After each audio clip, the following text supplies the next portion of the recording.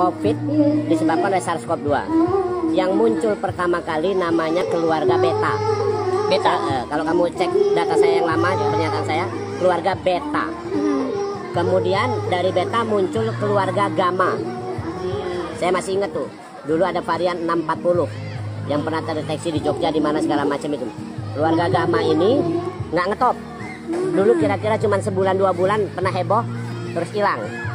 Nah, setelah beta lumayan juga kan ya. Beta dari awal, dari yang muncul pertama kali yang disebut sebagai penyebab COVID itu yang keluarga beta itu. Beta corona sebenarnya lengkapnya namanya. Nah, kemudian muncul gamma, sebentar hilang. Bahkan gamma nggak tercatat menimbulkan gelombang COVID. Gamma nggak menimbulkan gelombang COVID. Nah, kemudian muncul alpha. Kalau kamu pernah dengar Afrika Selatan, Brazil, varian Inggris itu alpha. Nah, varian alpha muncul. Nah, kemudian tak berapa lama muncul yang lebih serem lagi, India, Delta. Aduh, jadi udah 4 varian nih, 4 keluarga. Urutannya beta, gamma, alpha, delta.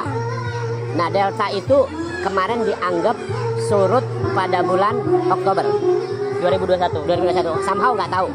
Saya mencatat, kami di Rumah Sakit Pusri mencatat Agustus itu hunian rumah sakit masih 100% untuk COVID. Dari 50 bed yang kami sediakan penuh. Agustus. September di pertengahan itu tiba-tiba ngedrop. Jadi tinggal sekitar 30-20% yang masuk. Kemudian Oktober tinggal jadi 7%.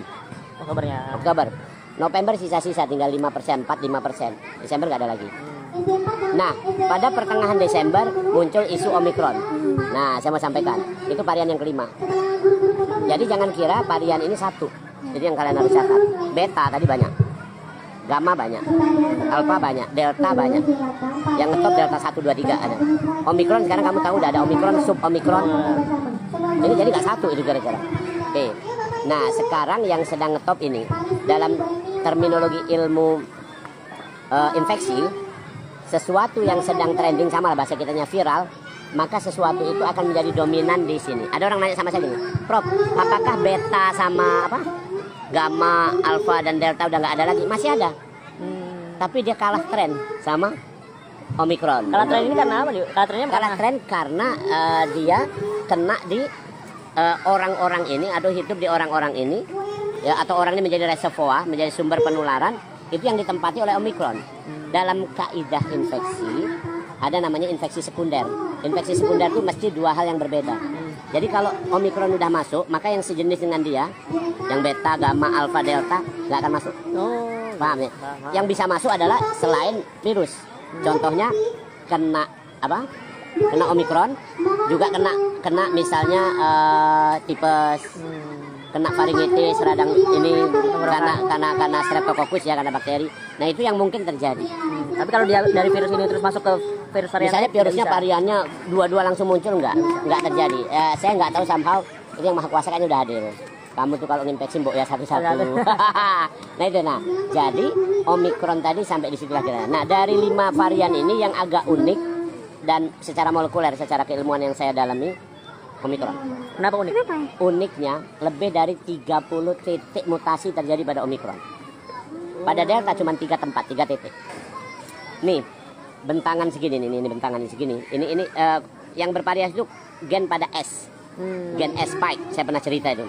Gen S ini yang variasi. Kalau gen lain, gen N, gen RD, RP atau nuklease itu nggak bervariasi, tapi yang bervariasi gen S. Nah, gen S ini ya bervariasi. Contoh, pada waktu alpha itu mutasinya cuma 1, misalnya gini. Waktu gamma juga 1, delta udah 3. Ini Omicron lebih dari 30. Wow. Artinya, mohon maaf ini agak sedikit kalau nyinggung. Saya udah baca laporannya dari awal, juga saya udah tahu papernya. Mutasi pada virus corona ini 1 titik itu minimal 2 pekan terjadinya. Kalau 30 kamu perkirakan aja. 60 pekan dong. 60 pekan. Berarti intinya cikal bakal Omicron bisa dideteksi sudah tahun lalu dong. Oh, gitu. Logikanya begitu. Itu minimal ya. Atau yang kedua, ada sesuatu yang memicu mutasi begitu masifnya. Jadi kalau orang mencuriga bahwa ini suatu rekayasa, ya bisa. Bukan rekayasa virusnya ya, tapi rekayasa perubahan wajah dari virus itu. paling mudah. Ini kan paling nggak stabil virusnya. Nah itu kalau mau diomong agak ini. Nah yang kedua uniknya, tapi kita nggak usah khawatir. Makin banyak mutasi, pakai logika aja. Logika kalian tadi masuk, nggak perlu kalian sampai jadi ahlinya, tapi kalian masuk logika. Kalau kamu lah menghandle satu urusan dengan 10 urusan, fokus mana kira-kira? Satu urusan. Satu urusan. Jadi karena mutasinya 30-an lebih, maka dampak dia tidak seberat delta. Nah, itu penjelasannya. Maka ditulis dalam paper-paper itu kan, it is merely mild than delta. Ini kira-kira lebih ringan banget dibanding delta. Maka sampai Boris Johnson, Perdana Menteri Inggris, mengatakan naiklah Omicron, nggak jadi masalah, kami tetap menyatakan ini berakhir. Silakan nggak usah pakai masker, silakan nggak usah pakai surat, silakan berkumpul karena tidak ada penambahan kasus di rumah sakit. Dan ini mohon maaf juga Pak Jokowi sudah mencatatnya. Kemarin pernyataan beliau itu. Oke. Ingat ya, bahwa ini naik tapi jangan khawatir. Terus tak perlu ke rumah sakit kan pernyataan beliau, cukup dirawat sendiri dan segala macamnya karena ini ringan. Dan Kementerian Kesehatan, jangan kamu nggak tahu, sudah mengeluarkan aturan Omikron, infeksi Omikron yang sedang, ringan atau tanpa gejala, kalau dirawat di rumah sakit tidak akan dibayar oleh negara. Kalau dulu ingat Delta, baru curiga Delta rawat rumah dibayar. sakit dibayar. Maka kami rumah sakit kaget dulu, paham?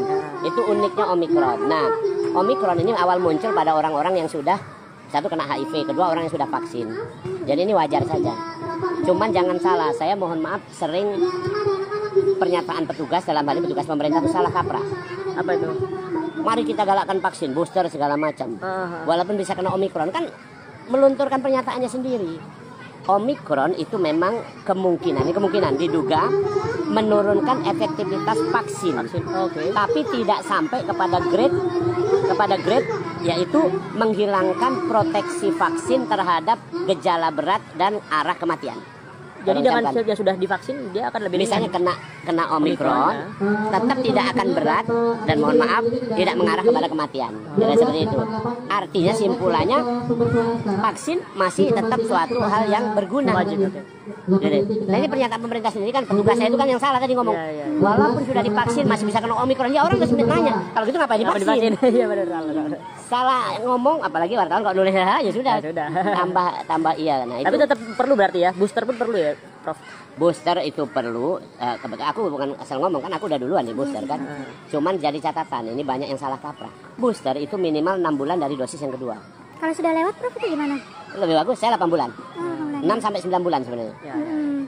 Gitu. Berarti memang harus ada jedahnya, intervalnya ya. Iya, jadi kan ada orang, saya lihat tuh ada orang konsultasi. Prof, saya pengen di booster, kapan you disuntik? November, Prof. Sekarang baru Januari. Sudah 2 bulan itu kan. Baru 2 bulan. Terus kenapa begitu, Prof? Saya terangkan gini. Vaksin pertama itu, suntikan pertama itu naik dalam 2 pekan, kemudian turun antibodinya. Maka kemudian 1 bulan kemudian 28 hari disuntik dia vaksin yang kedua. Itu naik tinggi. Dan itu akan turun setelah 6 bulan. Itu dalilnya. Pada waktu naik itu masih kerjaan yang vaksin yang kedua.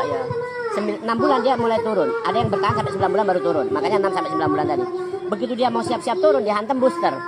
Maka grafik nggak sempat turun gini, tapi naik lagi. Booster berapa lama tahan ini, Pak? Nah, booster itu menurut penelitian kalau antibodinya bisa bertahan sampai 6 tahun. Kalau antibodinya, tapi efektivitasnya ditulis itu 1 sampai 6 tahun. 1 sampai 6 tahun. Oh, berarti di antara itu ya. Prof, oke, balik lagi ke yang Omikron tadi. Artinya kalau kita terpapar jangan takut gitu, Prof ya. Ya, terus kemudian sekarang jangan sembarangan ngomong Omikron. Bukan aku ngomongkan ini. Tak satu orang pun kecuali dia punya bukti hasil sequencing dia ngomong Omikron. Kalau saya ditanya bagaimana Prof yang di Palembang Sumsel ini peningkatan di Indonesia Raya ini, saya bilang diduga Omikron. Diduga Omikron. Bahasa ilmiahnya probable Omikron. Kenapa? 30 mutasi titik tadi lebih tadi itu tidak bisa dideteksi dengan PCR. Yang VGS itu juga ngaruh nggak, Prof? Kalau VGS bisa, whole genome sequencing kan gini. Kalau whole genome sequencing itu satu deret dari sini ke sini kan ada 30 titik perbedaan tadi. Itu dibaca semua, makanya disebut semuanya sequencing. Nah, sequencing inilah yang bisa mendeteksi ada enggaknya Omikron. Kalau PCR kemarin cuma mendeteksi paling banyak 3 gen. Makanya Delta dia masih bisa. Kemarin masih oke kita ngomong bahwa ini adalah infeksi Delta, masih oke, aku masih ngomong oke, masih berani aku sebagai ahli molekuler ini. Tapi Kalau sekarang aku ngomong ini Omikron, aku nggak berani. Karena ada 30 tadi. Iya, nggak mungkin dia terdeteksi untuk itu. Aku sudah buat papernya di awal. Kalau misalnya tidak terdeteksi berarti negatif dong kalau misalnya.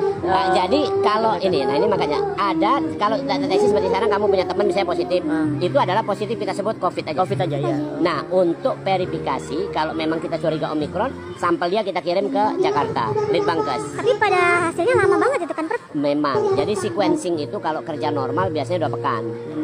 Dan itu udah sembuh rata-rata mungkin. Nah makanya, jadi terus kemudian harga sequencing ini aku sebut aja. Sequencing murni dengan kira-kira 1-2 titik mutasi atau 3 lah sekitar itu kira-kira butuh dana sekitar $20. Kalau 30 titik berapa dolar gitu.